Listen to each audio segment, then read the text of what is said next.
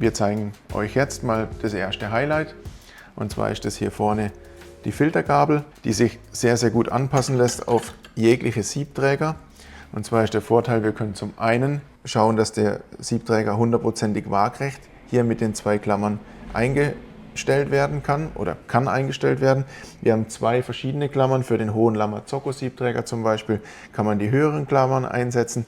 Bei einem ECM-Siebträger oder Rocket-Siebträger würde man dann die etwas kürzeren Klammern montieren. Wenn der Siebträger eingespannt ist, haben wir die Möglichkeit, die Gabel komplett in der Höhe zu verstellen und wir können sie auch in der Position nach hinten und vorne verstellen.